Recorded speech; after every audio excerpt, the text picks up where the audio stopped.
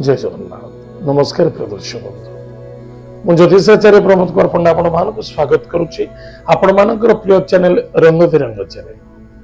प्रिय दर्शक बंधु जो व्यक्ति मान तो चैनल को देखुं सब्सक्राइब करना सब्सक्राइब करूँ लाइक करूँ शेयर करूँ। एवं आसतु जाना मासिक राशिफल 1 डिसेम्बर 2024 ठार 31 डिसेम्बर 2024 सन 2024 मसीहार डिसेम्बर मास जो व्यक्ति जन्म जातक राशि हूँ धनुराशि मासटी केमिति कटिबा आज आम जानिबा।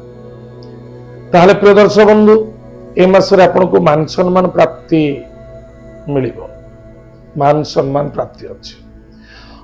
नूतन कर्म क्षेत्र रे सफलता मिलिबो, पुरातन कर्म क्षेत्र रे बा कार्य रे उन्नति देखा देबो, चाहे व्यापार वाणिज्य हो चाहे कर्म क्षेत्र एवं नूतन कर्म कार्य मध्य कौन कार्य करने को चाहते प्लानिंग अनुसार कार्य करंतु सेथेर मध्य सफलता देखा दो।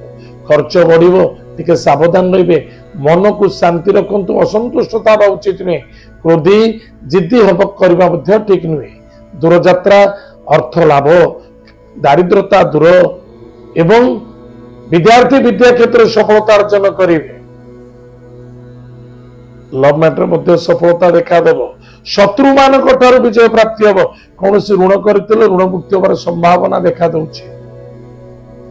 पति पत्नी दाम्पत्य जीवन आनंद सुख मधुमय, नूतन विवाह मांगल्य कार्य मध्य सफलता देखा दौछि। ताहले प्रिय दर्शक बंधु मासटी बहुत उत्तम अच्छी।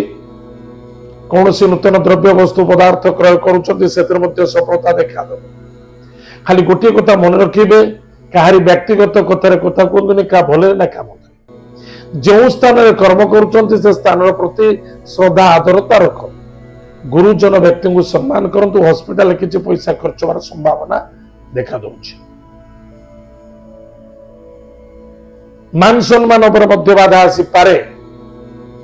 एथि निमित्त प्रत्येक दिन प्रातः समय स्नानादि कार्य सारी प्रत्येक दिन माता पिता को प्रणाम करंतु, सूर्य नारायण को जल्दी गाधेबे, दिन 9टा 10टा 12टा करेंगे, जल्दी गाधे सूर्य नारायण को जल अर्घ्य दान करंतु, गायत्री मंत्र को जप करंतु, सुखर दिन कटे। प्रिय दर्शक बंधु एतला धनुराशि व्यक्ति मानक पई मासिक राशिफल।